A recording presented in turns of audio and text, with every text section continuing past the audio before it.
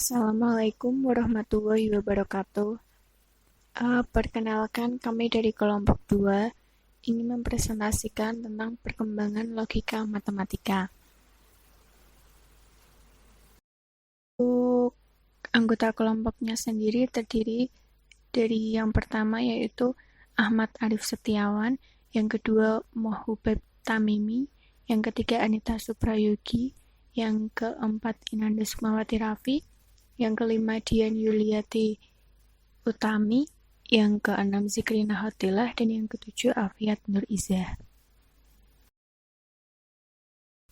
Logika merupakan sebuah bagian dari filsafat yang membahas tentang hakikat cara berpikir yang dapat menggambarkan sebuah ketepatan pengetahuan. Logika sendiri mempersyaratkan sebuah kebenaran.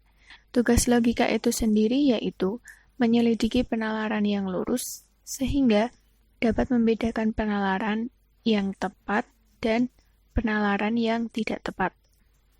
Oleh karena itu, logika merupakan salah satu ilmu yang memfokuskan pada pola berpikir atau bernalar secara teliti dengan tujuan untuk mendapatkan suatu kebenaran yang dapat membedakan pernyataan itu benar atau tidak benar.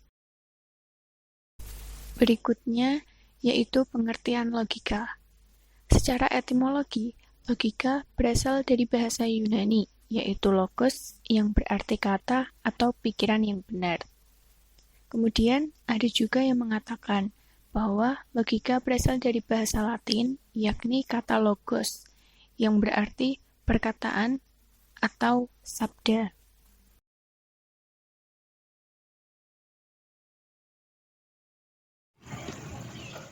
Setelah kita mengetahui apa itu pengertian logika, sekarang kita masuk ke dalam logika sebagai matematika murni.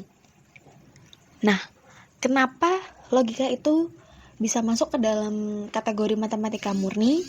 Karena matematika merupakan logika yang tersistematisasi. Matematika adalah pendekatan logika kepada metode ilmu ukur yang menggunakan tanda-tanda atau simbol-simbol matematik, di mana sering kita sebut dengan logika simbolik. Nah, logika tersistematisasi ini pada zaman dahulu sudah diperkenalkan oleh dua orang dokter medis, yaitu pada tahun 130 hingga 201 Masehi oleh seorang Galenus, dan pada sekitar tahun 200 Masehi oleh seorang Sextus Empiricus, di mana mereka ini mengembangkan logika dengan menerapkan sebuah metode geometri. Puncak logika simbolik itu sendiri terjadi pada tahun 1910 hingga 1913 dengan terbitnya sebuah buku yang berjudul Principia Mathematica. Buku itu sendiri terdiri dari 3 jilid yang merupakan karya dari seorang Alfred North Whitehead pada tahun 1861 hingga 1914 dan Bertrand Arthur William Russell pada tahun 1872 hingga 1970. Selanjutnya yaitu kita masuk ke dalam sejarah perkembangan logika matematika.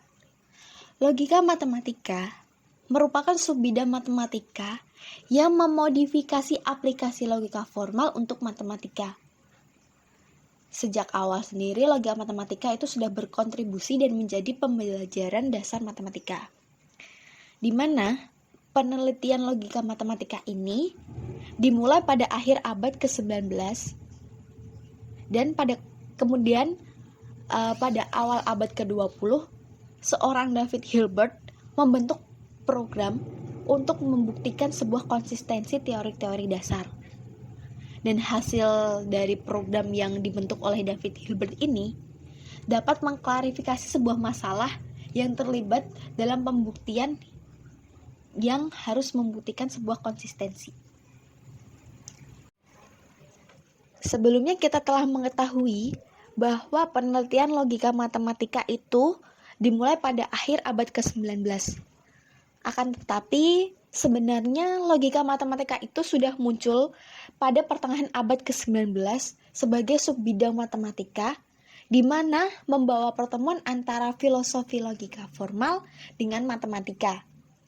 Hal ini telah dikemukakan oleh seorang Ferreiros pada tahun 2001 di dalam bukunya pada halaman 443.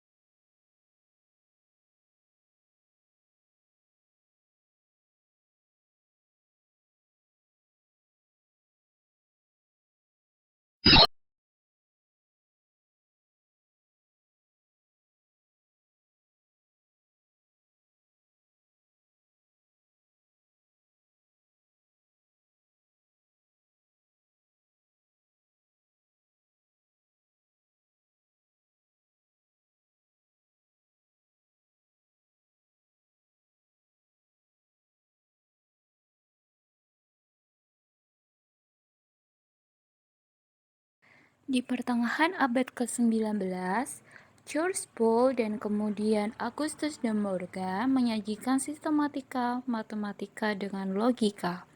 Karya mereka dikembangkan oleh pakar aljabar seperti George P. Chalk yang memperluas tentang doktrin logika tradisional Aristoteles ke dalam kerangka kerja yang cukup untuk pembelajaran dasar matematika.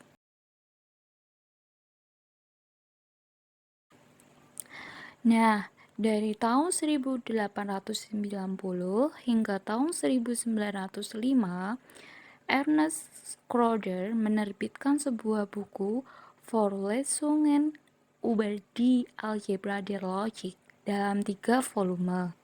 Karya ini memperluas dan merangkum karya Boole, De Morgan, dan Peirce, dan merupakan referensi yang lengkap untuk logika simbolik seperti yang dipahami pada akhir abad ke-19. Kekhawatiran bahwa matematika belum dibangun di atas fondasi yang tepat mengarah pada pengembangan sistem aksiomatik untuk bidang-bidang dasar matematika seperti aritmatika, analisis, geometri. Nah, dalam logika, istilah aritmatika mengacu pada teori bilangan asli. Giuseppe Peano tahun 1889 menerbitkan suatu himpunan aksioma untuk aritmatika yang kemudian diberi nama aksioma Peano. Dengan menggunakan variasi sistem logis dari Boole dan Schroeder, akan tetapi dengan menambahkan penjumlahan. Peano tidak menyadari pekerjaan Frege pada saat itu, sehingga pada pertengahan abad ke-19, aksioma Euclid atau Euclid untuk geometri dikenal. Selain independensi postulat paralel yang didirikan oleh Nikolai Lobachevsky pada tahun 1826, matematikawan menemukan bahwa terdapat teorema yang sudah diterima begitu saja oleh Euclid sebenarnya tidak dapat dibuktikan dari aksiomanya. Di antaranya adalah teorema bahwa suatu garis setidaknya mengandung 2 titik atau lingkaran dengan jari-jari yang sama yang pusatnya dipisahkan oleh jari-jari yang harus berpotongan. Hilbert pada tahun 1890. Pada abad ke-19, melihat kemajuan yang besar dalam teori analisis nyata, termasuk teori konvergen fungsi dan dari Fourier, banyak matematikawan yang mengemukakan mengenai pendapatnya. Di antaranya yang pertama ada Carl Weierstrass. Beliau menyampaikan mengenai analisis aksioma dengan menggunakan sifat-sifat bilangan asli. Dilanjutkan pada tahun 1817 oleh Belzano, beliau mendefinisikan epsilon delta tentang limit dan fungsi kontinu. Pada tahun 1821, Cauchy mendefinisikan sebuah kontinuitas dalam hal infinitesimals. Dan pada tahun 1858, Dedekind. Pada tahun 1874, ada Georg Cantor. Beliau mengembangkan konsep dasar teori himpunan tak terbatas. Hasil dari awal perkembangannya adalah mengembangkan teori kardinalitas, serta membuktikan bahwa bilangan real dan bilangan asli memiliki kardinalitas yang berbeda. Selanjutnya pada tahun 1891, Georg Cantor, beliau berhasil menerbitkan sebuah bukti yang baru, yang selanjutnya beliau memperkenalkan mengenai argumen diagonal. Nah, argumen diagonal ini digunakan oleh beliau untuk membuktikan teorema beliau. Pada awal abad ke-20, bidang studi utama adalah teori dan logika formal. Penemuan paradoks dalam sebuah teori himpunan yang tidak formal yang dapat menyebabkan beberapa orang timbul pertanyaan apakah matematika itu sendiri tidak konsisten. Lalu untuk mencari sebuah pembuktiannya, pada tahun 1900 Hilbert mengajukan daftar 23 masalah terkenal untuk abad selanjutnya, di mana dari 23-nya selanjutnya ada penyelesaian selanjutnya untuk menyelesaikan masalah-masalah yang ada dengan membentuk ke arah logika matematika. Sekian yang dapat kelompok kami sampaikan. Mohon maaf bila ada salah-salah dalam ucapan. Terima kasih. Wassalamualaikum warahmatullahi wabarakatuh.